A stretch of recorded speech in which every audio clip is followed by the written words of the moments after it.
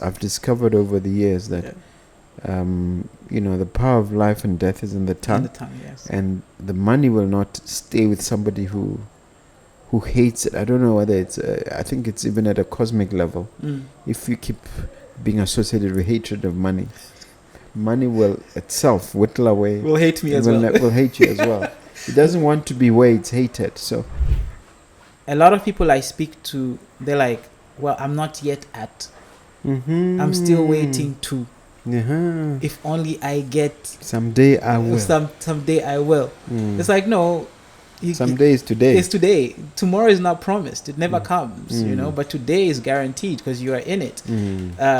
What stops you from... Everybody's got a smartphone. Switch on your smartphone.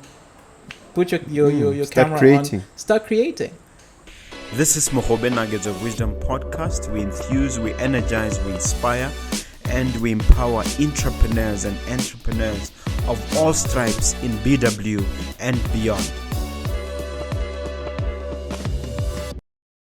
A very big hello and dumela and welcome to another episode of Mogobe Nuggets of Wisdom podcast. I'm as excited as ever to bring you yet another entrepreneur who has been out there in the marketplace to see what we can learn in terms of life-changing business education, empowering business education. As we keep saying here, our objective is to enthuse, empower, energize, and inspire you. So hopefully that's what we're going to do. But a little bit of housekeeping. Please don't forget to subscribe to our channel. Just strike that subscribe button and of course the notification bell. And give us a like. It means a lot to us, and it makes a huge difference in the general scheme of things. Also, I have a book that I've been selling now. We launched it in December last year. We want to make it a bestseller, and we can only do so with your help. We want to get to more than 1,000 sales, and we're getting very close. And if you don't mind, just give us a ring at 397-1368 397-1368 here at Mogobe Plaza, and someone will assist you to get the book, or you just come to the first floor Mogobe Plaza here in the CBD and get it. Further, alternatively, you can get it from Exclusive Books down at Airport Junction. So please give us the support that we so desperately need. Having said that, let me welcome my guest. My guest is Eddy Mihigo. He's going to tell us in greater detail all about his background and share a little bit on his academic side. Please go ahead and do that. Thank you so much for having me. Really appreciate it. I think it's something that's been building up for a while. It's been a long time coming, a little bit overdue. Yes. Because we always meet and bump into each other, and you're always asking me, when are you going to come to the Nuggets? Yes. And I think the time is right. It's always the right time to do so. My name is Eddy Mihigo. I am a content creator and a creative consultant. So, and that's been a long journey of going from poet to writer to many different things. Yes. And this is where the space where I feel like I'm making the most difference and adding the most value. Okay. I'm from the DRC, but I've been in Botswana most of my life, more than 20 years, about 23 years. Kinshasa, yes. I was born in Kinshasa, but my parents are from Bukavu, from the eastern side. Okay. I moved in here in the year 2000 because my dad found a job here, and I never left. Just stayed. What was your job? What was your dad doing? He was a medical doctor. Okay. Yeah, medical doctor, worked for government. And in 2008, he moved back to the DRC. Now he's retired, living the happy life. And I'm here, married here, 2 children now. And I moved around a little bit, worked in South Africa, moved to Kenya. But somehow I think Botswana is the best place for me. Yeah, yes. Great stuff. Yeah. I agree with that. That's right. And tell me, on the academic side, what were you trained for? So I have a bachelor's degree in environmental health. interestingly, from the University of Botswana. Before that, I tried my luck in the biology, ecology, environmental science side of things, but that didn't work. I did that in Namibia between 2003 and 2006. It was a complete disaster, but it's part of my story, you know. But I'm also overdue to complete my master's in public health. I'm doing that with Kenyatta University in Nairobi. Okay. Yes, All right. that's right. Now, your primary vocation, what would you say it is currently? Currently, I'm a content creator and a content creative consultant. Those are the two things I'm doing.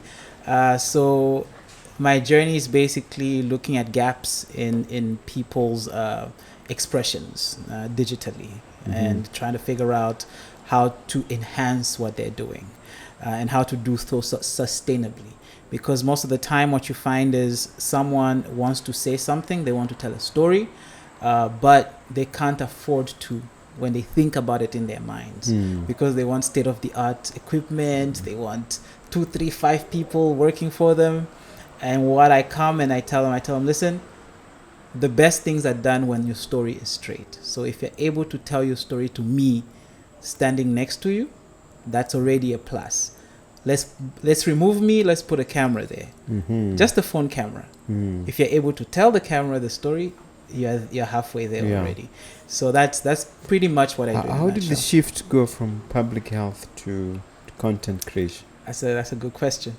I've always had storytelling, you know, in the back of my head as a passion, right? Through whether it's through music or through poetry. And as I was getting older, I really had trouble, not necessarily finding a job in environmental health, but coming to terms with the fact that politics and environmental health are intertwined. Because as environmental health specialists, we deal with regulations. And sometimes you have to make decisions that you might not necessarily enjoy, you know. So at some point I realized, you know what, let me try my hand at something else. I already have this degree.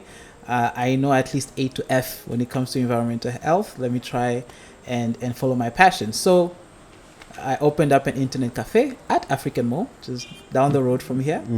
And from there, I used that to kind of learn about people and learn about what they really need in terms of them going from wanting to start a business to starting a business to communicating that business properly on social media. So yeah, from there it was, you know, until I moved to Kenya and came back, and I realized that it's not really about brick and mortar, it's about me and what I can offer people. And I then internalized everything into who I am, and that's how I got here. What did you do in Kenya? In Kenya, I was a +1. What's that? So my wife had gotten a secondment with her company, so she was posted in Kenya for 2 years. And she asked me, she said, 3 options. It's either you say no and I turn down the offer and we stay here. It's either I go and you stay, meaning I stay in Haburoni and continue doing what I'm doing, or we all go. And I chose option 3. I told her, listen, I'm flexible. I'm running this internet cafe, and I can close it, pack up my stuff in storage, and join you. And it's a good look for our son, because at the time I think he was 3-4 years old, so it was very good for him to see what's out there. And yeah, that's how I ended up in Nairobi. Yeah. What did you do there? So that's when I started 2 things. I attended a lot of creative events. So it really gave me a very good outlook on what we're lacking in Botswana. And secondly, that's when I started my master's in public health. Yes. So I didn't just sit on my hands and say, okay, I'm taken care of, let me enjoy the house husband life. As in, so there's the creative space in Nairobi, in Kenya in general, is just huge. So whether it was the Nairobi Comic Con, which is an event geared around comic books and graphic design, people who do graphic design, or creative concerts, or just there's a spot called Creative Garage, where different creative individuals get together and they network and they share ideas. So every time there was an opportunity or an event just to go and listen or to share, I took it. Oh, wonderful. And tell us about the consultancy that you now run. How did you set it up? So again, I kind of fell into that. I think initially it started as me giving people advice. I feel like people are not really drawn to my content. What do I do? And my biggest advice was always strip everything down. Try to find the core of what you're trying to tell them. And always after it worked, someone would tell me, but you should actually charge for that because, you did a lot of work. Exactly, And 2, 3, 4 times, I started getting the confidence to now say, okay, I can now charge a little bit of money, 100 puller here, 150, 200 puller there. Just, again, I didn't want to get into a situation where I'm pressurized to give all this, information. But slowly but surely, I grew into a spot where I could now handle an entire project on my own, from the graphic design of a brand to how it's communicated to handling the social media pages. Mm-hmm. So that's how I grew to become a content creative consultant. Mm-hmm. But also traveling helps a lot. I traveled to South Africa second half of the year a lot. So 2 years ago, I went to this event called the Music in Bizo, and that event changed my life. I interacted with some... What happened? I interacted with some amazing, huge creative minds, and not just from South Africa or from Southern Africa, but from the world over. And a lot of them said, you know what, being respected is not really about how much money you have, but it's about what you have in your head. Mm-hmm. And they're like, Eddie, you have something in your head, and don't wait for someone to tell you that you have it. Go out and expose yourself and speak. And I did that, and the rest is history. This year, for example, I sat down in conversation with a Grammy Award winner. Mm-hmm. In the US. In Durban. Mm-hmm. He's a South African guy. I didn't know who he was. When I looked him up, huge artist. And again, that was a 360 moment for me, because sitting down with him means what? Means at the event, at the networking event, I was literally, the way we're sitting down here, I was interviewing him in front of about 50, 60 people. Yeah. So that was a life-changing moment for me. Yeah. Is that a special art or skill? I saw you interviewing William. Yeah. And Wade Mayor when they were here. Yeah. This is about a month ago. I saw you. Is it a special skill, or is it something that you do, or how does this happen? I can safely say now it's a special skill. Because for a long time I thought anybody can do it, right? But every time I get on stage and I sit down with someone, at the end of the conversation, I'm told that was very different from anything I've ever experienced. And I don't know 5 people who can do that the way you do it. So everybody has their own methods in terms of how they approach conversations. You have your own, right? Yes. Which stands out. I have my own. You have Steven Sacker, who I like very much, the hard talk BBC gentleman, who has his own, right? Very aggressive style. And regardless of who he's interviewing, yeah, as aggressive as he is. So it is a skill, but it's born out of something that is innate. So you if you are a type of person who is good at holding conversations, that's a plus. But then after that, you have to develop your own style, which will have you stand out in a crowd. So yeah, it's a special skill. What would you say is the unique aspect of that skill? What is it that you do when you interview someone, a celebrity or a high-profile individual? I think for me, it's the conversation, and that conversation being as grounded as ever. I want the interviewee to feel as comfortable as possible. That way, there's no pressure.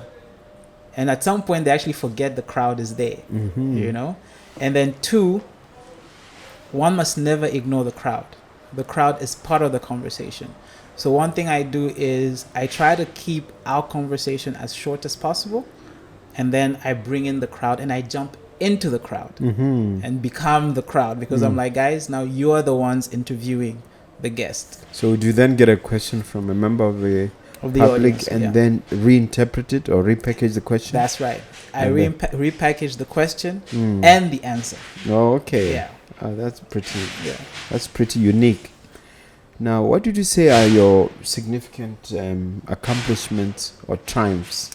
There's a part where you get to blow your trumpet. I blow my trumpet. Yeah, successes and triumphs. I think first and foremost, having interviewed this guy, Wouter Kellerman, you should guys. What's the name again? Wouter Kellerman. You should look him up. He's an amazing musician, right? That was top of my list. Yeah, because I think with all the work that I've done over the years, it's been a lot of digital work, but this was an actual physical conversation with a renowned human being, right? An accomplished human being. And then second, I would say, of course, since I'm blowing my own horn, right? I think the birth of my children is a big one. Yeah. It's definitely up How old there. are they? 10 and 5 months. Okay, names? Jaden and Jenna. Okay. Yeah. Congratulations. Thank you. So that's another big moment in my life. And then, of course, the third and final one is getting married. Yeah. Okay. So, it's interesting that the triumphs you mentioned are not necessarily all professional. So do you see an integration between professional and private life? Or? yes, to a certain degree, yes, because everything I do is based on my personality. And I always tell people that there is no difference between you in there shouldn't be a difference between you in the office and you out in the streets. People have to be able to see who you are and be able to know that, this person, when they make that decision, it is them. It's not an avatar. It's not a mask. It's actually them making that decision. And that's what I try to do. And even my appearance, for example, was a very conscious decision to reflect who I am. Okay. You know, there's a volcano inside, so there has to be a volcano outside as well. And it the Rasta look, you think of it as being volcanic. Yes, because it's a bit jarring. That's right. Yeah, That's right. Yeah. So it's when you see me, you kind of get taken aback just a little bit. When you hear me, there's a bit of confusion because you're like, he looks like this, but he speaks like that. But then when you spend time with me, you realize that, actually, it's all the same person. When the sum of everything that is said is a lot like what it looks like. But since you've raised it, the issue of Rastafarianism, does it feature anywhere in your belief system? No, it doesn't. I am a Christian. Yes, I do believe in God, but I don't believe in boxing our beliefs or our faith. Faith is faith regardless of color, creed, or what's on our head or on our beards. It's not about that. Yeah. So I even being Christian it's just there's no other way for me to describe my faith. Yeah. Right. But even that is some form of boxing because when I say that, you have a picture in your head of what I'm trying to say. But there's no Rastafarianism in anywhere in my belief system. Let's talk about creatives and what you're seeing in the market. What do you think are the biggest shortcomings or the biggest blunders that the new creatives are doing? I think the biggest one is, this thing of working in silos. That's the biggest blunder we're making. In a small market, what works best is co-creation.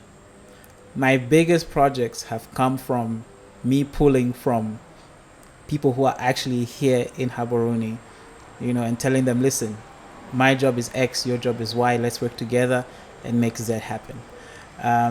We're not going to get anywhere without, co-creation and collaboration. That's one.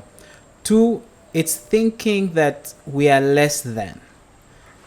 A lot of people I speak to, they're like, well, I'm not yet at. Mm-hmm. I'm still waiting to. Uh-huh. If only I get. Someday I will. Someday I will. Mm. It's like, no. Someday is today. It's today. Tomorrow is not promised. It never comes, Mm. But today is guaranteed because you are in it. Mm. What stops you from... Everybody's got a smartphone. Switch on your smartphone. Put your Start camera creating. on. Start creating. Creation has been completely decentralized in 2024. And everybody can be a creator, right? It's just about who wants to do it and who goes... Even yourself, like... People will look at you and say, but, Mr. Mogobe has... You're like, no, he's a busy man. The fact that he has means he's got things to do too. Yeah. So if he can take the time to sit down with someone for 2 hours and have a conversation, you are sitting on your hands, what's your excuse? None whatsoever. Exactly. So those are the two biggest things. And, of course, everything else in terms of exposure and knowing that value is more important than money, all of that stems from those two biggest issues. Yeah. Let me also see if I can get examples of instances without necessarily mentioning names of where you assisted someone and saw that change. Can you share one or two success stories along those lines? Yeah, I can do that. There's a young lady who's a huge star now. She's a huge singer now. And I pestered her to a point where she was irritated. And all I was telling her was, what are you doing here? You're supposed to be out there. And every time she said, what do you mean? I told her eventually, you have a talent, right? And every day you have to work towards ensuring the most amount of people see your talent and experience it. And then lo and behold, now she's international. Yeah, she's international. And there's and how did you assist her? Just simply convincing her? Just convincing her. Okay. Sometimes you have to repeat it. Sometimes it just takes one person repeating the same thing to you over and over again, to a point where when you sleep, that's what you hear. Because that, at least from that perspective, it shows that at least that one person believes in what you're doing. And that's all you need sometimes. There's I'll talk about this one. I'll of course mention the name because this one is also a big one. There's a young man he's a sound engineer, and he wanted to figure out how he can create a community around his craft. So I told him, partner up with an establishment and then start holding free sessions. Do that for a while and then use that as leverage. Free sessions to do free what? Audio, music sessions. Because if he's an engineer, people enjoying the music means whatever work he's doing is actually good. So he's more or less showcasing his work and allowing people to have fun. So then I told him, after that, don't stop doing that, but use that as a springboard to now set up something a little more professional where people can pay to actually experience what you're doing. And a few months ago, he pulled me aside at one of his sessions that I attended. He's like, this entire thing is actually based on what you told me. Yeah. I literally took your words and brought them to life, and it's working. And now his band is actually having their first big show in conjunction with Alliance Française. Yeah. And it's an amazing thing to see. Yeah. And I'm telling him sometimes, I tell him, what's interesting is even I fail to execute the way you executed. So that's a wonderful story. Yeah. It's a very good one. All right, let's talk about your home state, your home country. DRC. How does it compare to Botswana? And are there any lessons that we as Botswana creatives can pick from there? The DRC is a beautiful place. Visually, aesthetically, it's amazing. You go there and you will wonder why it's in the state that it's in terms, financially or in terms of development. Because of Mobutu Sese Seko. Oh my goodness. Yeah, that's right. Yeah. So it's a beautiful place. And sometimes I feel like that's the problem. You know, I feel like such a beautiful place should not exist. And I feel like sometimes some people believe it should not be allowed to exist, right? In terms of... When you say beautiful, you mean, what is it? I mean, the landscape, for one, right? The flora and fauna, the people, the food, the cultures, the minerals. So it's literally top. Even the weather, the climate is just... It's a beautiful mixture of everything, you know. And the fact that it's in the center of Africa in itself is a beautiful thing. And we have a coast, interestingly, which is also an interesting thing. But what we can... Let me talk about what we can learn from Botswana. When you say the coast, you mean access to the Atlantic? Yes, we have access to the Atlantic. Small, narrow... It's a tiny little thing. Yeah. But it's there. Yeah. And let me talk about what we can learn from Botswana, because the DRC can learn a lot, and we're actually taking steps. Almost every few months, there's a group that comes here from back home to benchmark and to learn. Botswana has this thing called structure.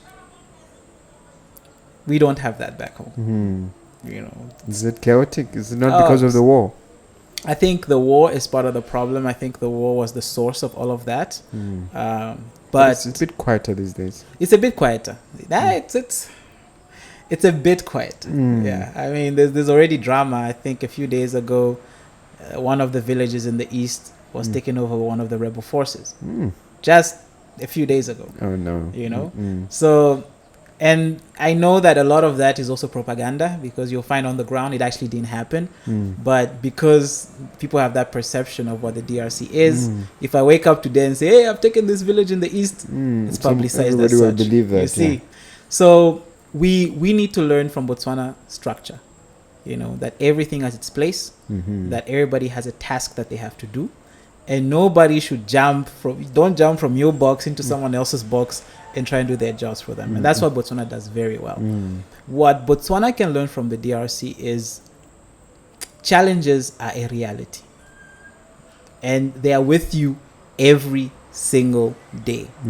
You know, our creatives here especially think one day we'll wake up and there'll be no challenges. Everything will just move nicely. That's very naive. You know what I'm saying? So challenges will always be there. So we have to find a way to survive and to even thrive despite those challenges. Okay. Yeah. So that sounds wonderful. We talked a lot about, you just mentioned challenges. I was going to ask you, we talked about your triumphs and successes. What about challenges? What about setbacks? What about cataclysmic events? Normally, you cannot be successful without those. Can you share some of your own? I would say those define our successes. You know, I'll go backwards. Failing is a big part of my life. In 2006, I sat down back home with my parents, and I realized that I had failed. 2 years of my life down the drain, right? And I was coming when I had just come back from Namibia. Yeah. And I had almost nothing to show for it, right? You spent 2 years in Namibia. 2 years in Namibia studying, but nothing to show for it. Yeah. And I think that was my first experience with failure, because before then I flew through high school almost playfully, right? But after that, I also realized that the idea of success coming from failure simply means take elements of what you failed at and see how you can turn that into something that you can work with. So when I picked my environmental health degree at the UB, I took all of my grades, good or bad, and I sent them to the dean. To the dean? The dean at UB to say, can this help in some way? And he said, was the she? It was a she at the time, yes. Yeah.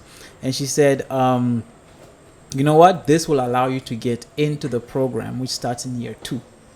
So I kind of managed to claw back a year out of that chaotic situation. Because of the assistance of the dean. Exactly. And because I had a little something, just some crumbs that I could show to say, okay, Yeah. I've got something. Yes, I've got a yes. 60% here, 55 there. Yeah. Here I got 40, so that doesn't count. So she had something to work with, Mm. right?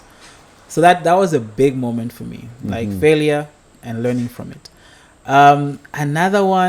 Another big one was 2 years ago. I got invited to, was it 2 years? No, last year.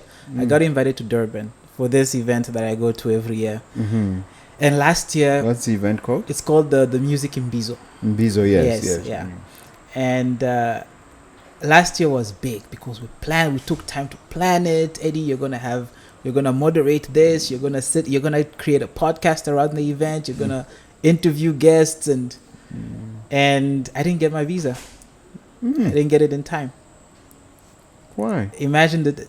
I mean, first I need a visa to go to South Africa, and I think I was a bit complacent. That's what I learned from that failure. I was complacent because I thought, a week before I can apply and it should be.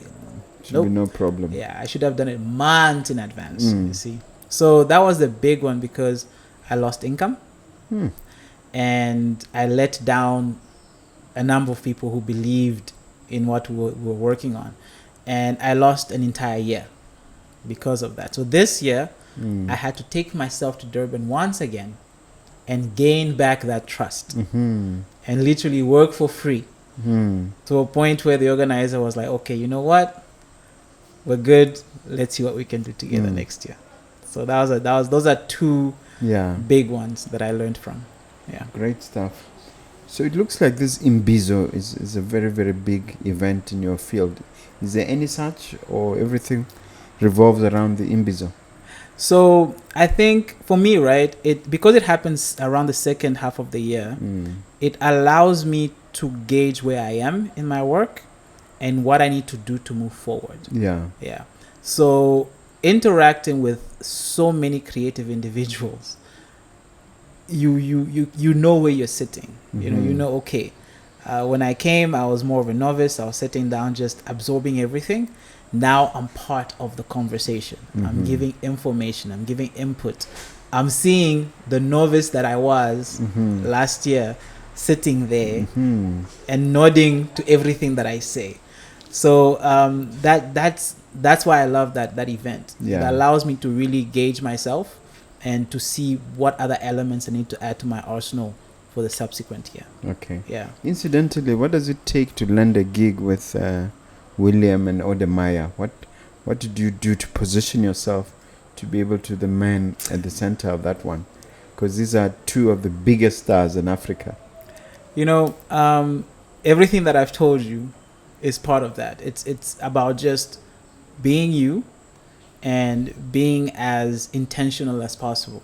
And that's why, for example, when you were in the room, I had to say, we have to give you some time to say some words. Yes. Because you have the nuggets, right? The promoted word, the exactly. nuggets, yes. But just the word, that word is enough for us to say, to make that connection, to say, we need him in the room to also speak, because nuggets of wisdom, we need that in our lives every day, right? Yeah. So those connections are subconscious, but they're there because you are there. They're there because I am there. When people think creative activism, who's the loudest one who's talking about how musicians are not being, really taken seriously? In terms of my niche, which is the hip-hop culture, who's the loudest voice who is not an artist, right?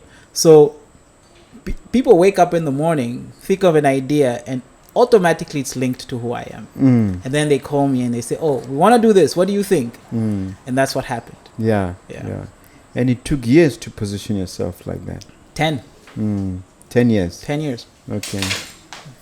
And mainly, what was the kicker? What was the difference maker? So I think the difference maker is when, and it's also part of just advice, right? In your locality, you will get to critical mass eventually, right? And people who've grown up with you, who've literally grabbed you when you were a child, will always see you as that.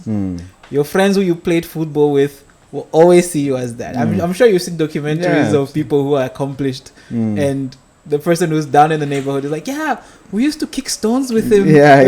You know, for them, he's still that person. Yeah. So to really separate yourself, you need to separate yourself. You need to go in another environment and thrive there and provide fresh ideas there. And that's what I did. The second I started being recognized as a voice outside Botswana, things changed. Yeah. Yeah, things changed. Wow. Yeah. That's good.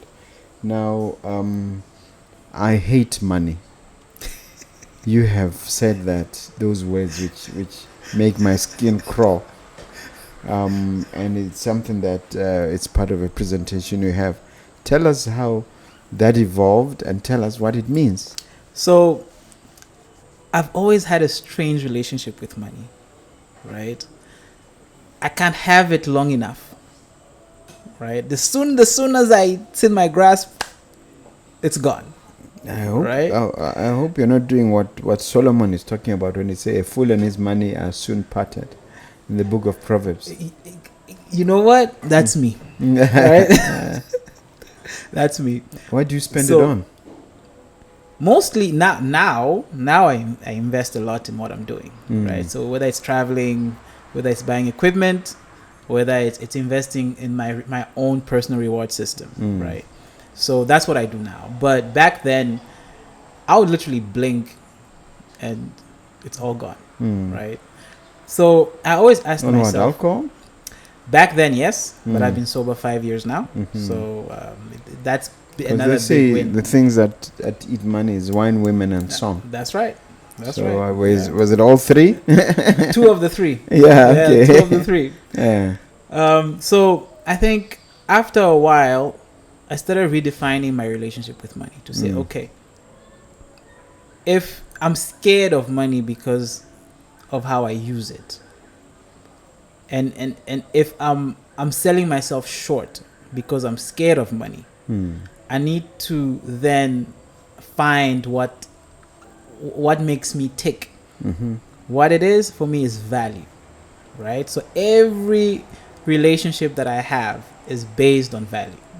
So for example, if there's work to be done, if I have to give someone a pitch, if I have to send them a brief or a proposal, the key for me is they have to see the value in what I'm telling them I can do for them, right? And then they can decide based on what they've seen what they want to pay me.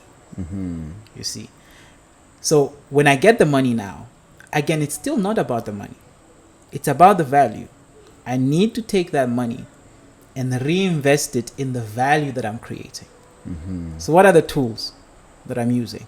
Am I using an editor? I need to pay for a subscription so I can get the most out of that. Do I need to travel? I'm not going to now ask you to pay for my traveling as well after you're paying me for the work that I'm doing for you. No. That money that I'm getting, I have to reinvest it in the work that I'm doing for you. That means fuel, do the traveling. Yeah. You see? And then, of course, there's some money for leisure, right? And my biggest leisure now is cigar smoking. So I take a bit of that money as well. And is that nicotine? Tobacco. Yeah, tobacco. But nicotine is contained in the tobacco, isn't it? Yeah, but it's not addictive. Oh, okay. Yeah, it's not but addictive. does it not damage your lungs? Well, I don't think we smoke long enough for that to happen. Yeah, once a week, at will. I think it's manageable. What kind of cigars?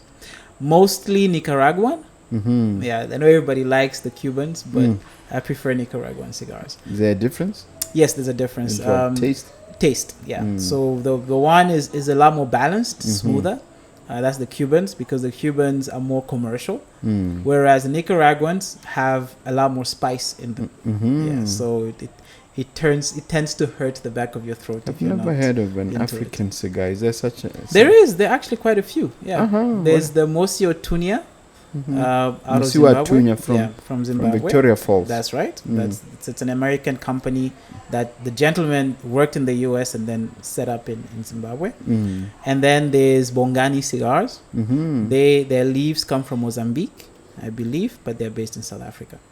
What is so satisfying about cigar smoke? Why do you like it so much? For me, it's the process. Mm-hmm. The process of unwrapping a cigar, of cutting a cigar, of listening to the cigar. Listening? Yes. How can you listen to a cigar? So for seasoned smokers like myself, there's a sweet spot of when you just buy your cigar and when it's a little too dry to smoke. So you listen for a very slight crack, a slight pop that tells you that it's really at the point where you want to smoke it. So if you don't feel that, you put it away for a few more weeks before you smoke it. Why do you need a cigar lounge to enjoy a cigar? That's the only way we smoke indoors. Yes. Why is that? Because Why can't you smoke in the street? a single cigar will take you 2 to 3 hours to finish. Mm-hmm. Yes. And it's a conversation starter. So networking sessions, deal closing, conversations, all of that happens indoors, cigars and coffee. And I've seen in movies people even chewing bits of it. Or Yeah, cutting it. What's that about? That's because the end bit is closed. It's closed off completely. Yes. So you have to cut it to be able to smoke it. But But that chewing is actually frowned upon. We don't like doing. That's for the movies only. We don't like doing that. Yeah, So yeah. you have to be hygienic. So you use a cutter to cut the bit before you can actually light it. Yeah. But you wet it sometimes what you will see is people will wet it a little bit. That's because again it's dry and it's wrapped. So if you cut it while it's dry like that, sometimes it unravels. Okay. So you have to wet it a bit. So shouldn't you then rename your presentation to "I Love Money"? Because you've changed your position, haven't you? No, I don't think I've changed my position. I think You don't hate it anymore. I still hate it. Explain that. I still hate it. I don't, because you see, money is a god, right? And actually, no, money is not a god. The love of money is the root of all evil, right? Not money Not itself. money itself. But It's almost like the worship of money. exactly, right. That's very true. But I feel like I always want to remind myself that value is the most important thing. If I have $1 million pula and I give it to you and I say I want to sit down on nuggets of wisdom, you're going to say, oh no, hold on, but what are we going to talk about? Right? So you still want to know, okay, let's put your $1 million to the side. What's your story? Right? So in that case, value is still most important. So for me, when I say I hate money, what I'm saying is I value value more than I do money. Okay. Money is a consequence. Yeah. Yeah, it's not the It's a byproduct. it's a byproduct of value. So when do you normally make this presentation? So I love talking to young people. For example, I have a speaking engagement very soon, in a few weeks, and that's going to be part of my presentation because I think young people, the earliest they understand that they must make money work for them and they must not work for money, the quicker they'll get to a place where they're content with what they have. You see, and like I said, if I say make money work for you, people will not come to it. If I say value more than money, they will not come to it. But if I say I hate money, everybody flocks. So I've done this in churches, universities, high schools, and I always get the everybody just asks, even pastors will ask me, but what do you mean you hate money? But at the end of the presentation, it's a conversation starter. Exactly. They understand what I'm talking about. That's very interesting. We all have heroes and we have sheroes, if you like. And for instance, in my case, I have my mentors, Mr. Muni, Mr. Jamali, Mr. Mahang. I write about them in the book. And then I have other heroes in the form of people I read about, like Warren Buffett and, until recently, Elon Musk. I don't like what he's doing with the American elections, getting entangled there. But who are your heroes? We all have heroes that I also have my parents, Mm. my late parents, who are my big heroes. Mm. Who are your heroes? I think now, because my biggest thing when it comes to heroes and mentors is I have to be able to touch them, and I have to be able to relate to them. So, for example, you're one of my heroes. Oh, thank you. Right? Definitely, because I watch what you're doing, and I always say your mentor or your hero, you have to see yourself in their shoes in the future. So my future is almost guaranteed because I see you living it in the present. Yes. You see. So there's a gentleman called Karabo Motijwane who's running a huge company called Nana Coyote Records. And if you see us next to each other, you think we're brothers. Because I have gray hairs like right he here in does. Botswana. No, he's based in South Africa. Yeah. So he's one of my biggest influences. Now, I met him a few months ago, but already, I'm influenced by him. It's a record company. It's a record company with a twist. So he deals with back catalogs. He doesn't always deal with new music. He wants to help sell old music that's just sitting around in vaults and storage units. So so I have to touch my hero. So my dad is my hero. We back in the day we had the most, how do you say, we had a very strange relationship.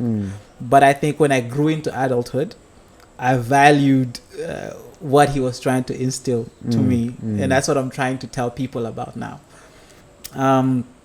There's my friends are my heroes as well, because I think friends will teach you lessons either directly or indirectly. So I have a group of friends that I don't see them all the time, but every time we actually converse, there's some value that comes out of that. And I have younger people who are my heroes as well. Like I said, this gentleman called Lex, who's a sound engineer, again, really good at listening and applying. So when I see him apply what I tell him and it's successful, that inspires me. Wow. And of course, incidentally, why do you believe it's important to touch your heroes? Because that's what makes everything real. In as much as we can have people that we follow on social media and that we listen to, I believe real inspiration, which can be turned into action, comes from actually, relating to someone on a personal level. And again, like in the Bible, the lady who touched the hem, right? And and the person who was woman with the issue of blood. That's right. She just touched the hem of his garment, and him didn't even know that his hem was touched. So, and that's where my saying that you have to touch your heroes comes from. The hero might not even know that they're inspiring you because they're living their lives, and it might not even be good for them to know that they're inspiring you, but you just picking from what they're doing and doing that at a local and a personal level changes lives. So what are your current projects? What should people get excited about? So right now we are talking about some serious things right now. I've just wrapped up a production with Mebala Youth Studios in partnership with Mebala? Yeah. What do they do?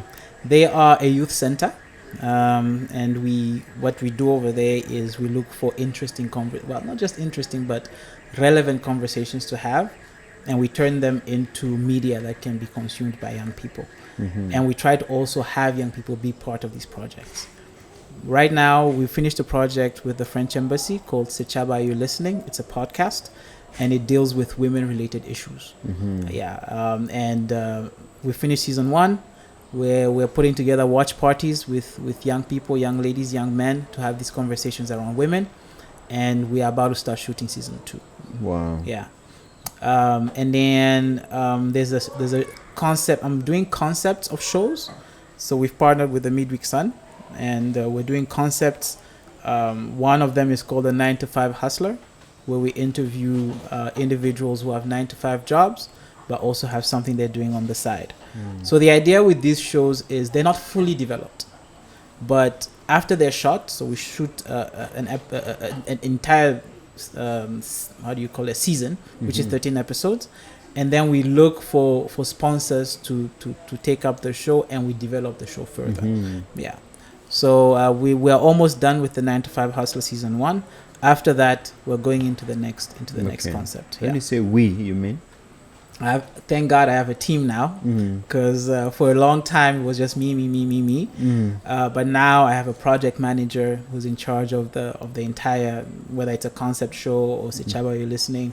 Of course, I'm housed under Mebalayu Studios when it comes to this specific project, which is awesome as well, because that gives me a brick and mortar space where I can point it and say, okay, those are the people I'm working with. Yes. I have a partner in the French embassy in terms of the podcast, right, which is awesome.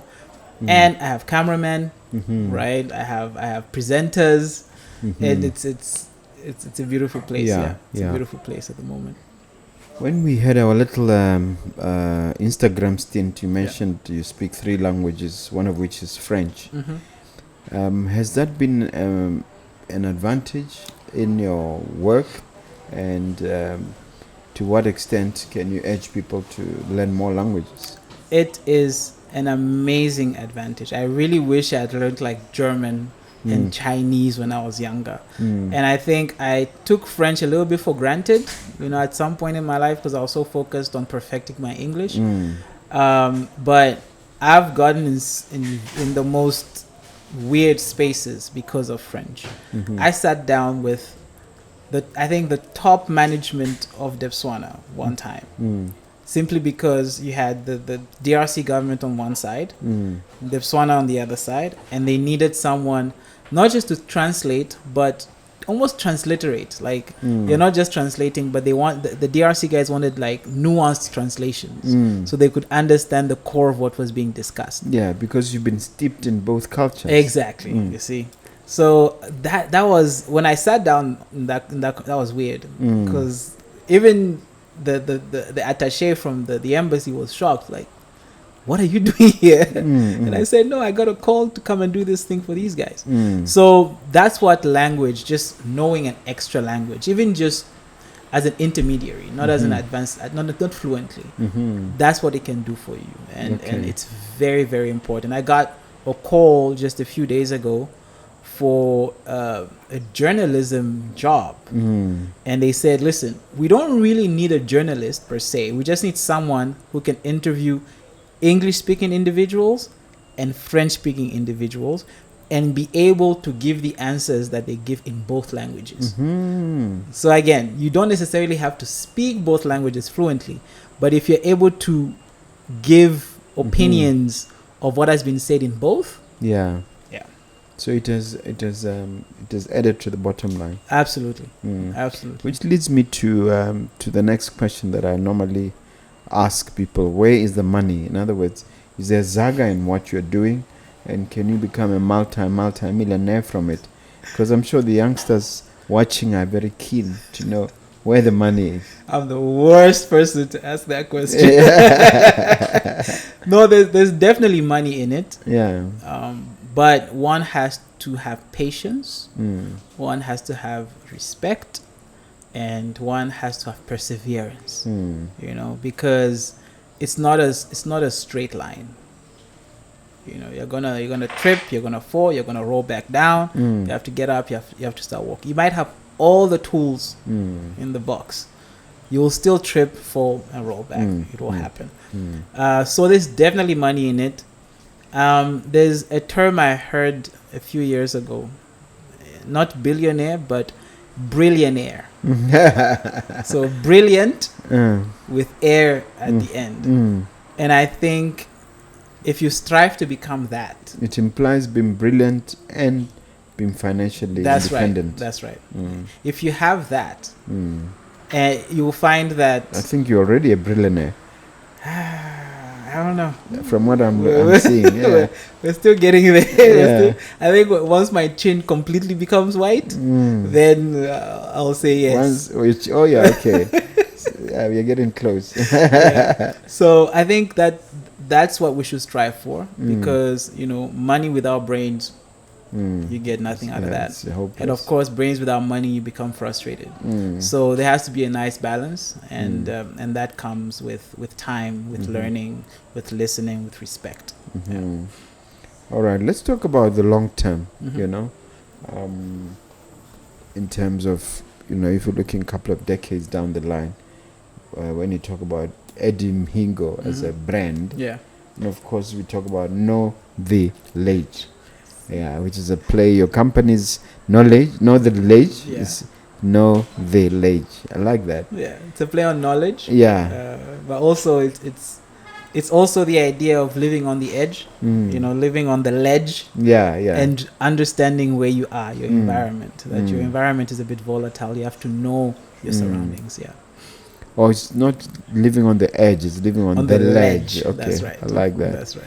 All right. So, what does what's the prognosis? What's the forecast? The next couple of decades.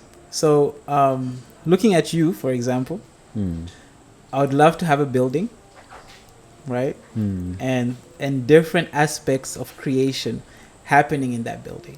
Wow. So whether it's graphic design, whether it's podcasting, whether it's events, whether it's workshops, you know, at different levels, there's different levels of creation happening. That's what I'd love to have in the next 10 years. And I mean, looking at this building, it's something that can happen. It's not far-fetched. No, it's not. It's realistic. And of course, I'm big on education. So if I say 2 decades, I'll say an institution. An institution that's focusing on these creative aspects of individuals. Whether it's young primary school kids or high school or, you know, tertiary. Just to have them understand that there has to be a balance. Because I'm a late bloomer because I figured it out late. To say you have to have a balance. Yes, there's the professional you, but there has to be a creative you as well, and you have to give each equal amount of time. And the current buzz right now is on mindset change and what have you. Are you any part of that, and do you see any of that taking place? I'm a big part of that because I'm a believer that, I mean, I Hate Money is a testament to changing our mindset, our relationship with how we view money. And I think sometimes a seed is just a word, right? Sometimes a word is just a seed. And I think just the people who put it out for a reason. And it's up to us to then take that and make it our own and flip it into what we want it to be. You know? So, and I would really encourage you to stop using the phrase "I hate money." Why? Because I've discovered over the years that you know, the power of life and death is in the tongue. And the money will not stay with somebody who hates it. I don't know whether it's I think it's even at a cosmic level. If you keep being associated with hatred of money will itself whittle away. Will hate me as well. Will hate you as well. It doesn't want to be where it's hated. So I would urge you to find a better expression. I think I like I told you, I use that specifically for that presentation. But I'm really at a space where, honestly, it's a bit scary even because, you know, I sat down with someone and they were like, okay, so we want to pay you. And I'm like, you're sure you want to pay? Like, yeah, we want to pay you. And I'm like, and I actually asked them, so how much do you want to pay me? And they were shocked. They were like, but why are you asking us that? You're the service provider. I said, no. You pay me what you feel is suitable. Tell me what your budget is. Exactly. You see, and they were surprised, but that strengthened our relationship because they were like, okay, this is someone who is, you know, who's really, you know, who's not about fleecing people. You know, because a lot of business nowadays is they're always about, okay, Mr. Mogobe is in a big corner office. All right, so how much money can I make from him today? And that's not the way to approach things. As we wrap up, I'd like for you to take advantage of asking me a question if you have one. I have one. I always have a question. I think because the answer you give will allow me to answer that question when I ask myself that question. What is your biggest fear? I've taught myself that fear is not a good thing. Mm-hmm. So I think of fear as the acronym for fear as false evidence appearing real, which means that fear doesn't really exist. But it doesn't mean that I'm naive. So I'd like to think of danger more than fear. Okay. So I have to identify whether a particular activity is dangerous. So I would say that most dangerous activity for me is being licentious, doing things that I don't need to do, like drinking, like womanizing, like really acting out of character or out of integrity. So in that sense, my fear is always if I don't live up to my standards, and if I allow myself to degenerate to those levels where I will disappoint myself, first of all, disappoint my God, disappoint my family, and disappoint my my mentees. So in that sense, I recognize the danger and I avoid the danger. And I hope I've answered your question. You definitely have. You definitely have. Yeah. Thank you. All right. Now, look at that camera there. Yeah. And leave the viewer there, who spent a bit of time with us, with one final uplifting message as we wrap up. All right, guys. You've heard about me, Eddy Mihigo. I believe I'm not a complicated person. My only advice is don't wait to start. Because if you don't start, you don't know whether you've succeeded or you failed. If you don't know whether you succeeded or you failed, you don't learn. If you don't learn, you don't apply and you don't move forward. So start. Stagnation leads to pollution. Pollution, that's where mosquitoes and the worst things come out of, and that leads to death. So progression is what we should strive for. And if you need any kind of help on how you can get started, just reach out to me. I'm not hard to find. If you see me in the streets, stop me, ask me a question. Again, I'm not hard to find. Just look for the guy with the locks and the gray beard. Say hi, I'll smile back, I'll say hello, and we'll have a conversation. Thank you so much, guys. Thank you for listening and watching. Peace. Right. Share with them all your contacts, including on social media. Okay, guys. Contacts, very simple. Eddy, Eddy, Mihigo, Mihigo. You can Google it. You'll find me on Facebook. You'll find me on Instagram. You'll find me on LinkedIn. Those are the biggest ones. I'm not on X, unfortunately. Well, I am, but I use a pseudo account. So I'm not going to be easy to find there. For my pages, Know the Ledge, BW, know as in knowing, THE, the ledge as in a ledge, BW. If you enter Know the Ledge, BW, it'll be the first thing to pop up. You can also look up Mabala Youth Studios. You can look up Music Business Networking Sessions. That one you can look it up on Instagram and on Facebook, or you can go to the website. And yeah, just see what's on there. There's a lot going on, and reach out. Let's have a conversation. Let's make things happen. All right. You've been a great guest. You've done a wonderful job, Sam. Thank you so much for coming. Thank you for having me. Great stuff. Thank you, guys. Like I said, strike that notification bell and that subscribe button. We need that. I hope you enjoyed the show. Until next time, it's Mompoloki Lerumo Mogobe signing off. Don't forget to buy my book, by the way. I'm about to buy the book now. Yeah, okay.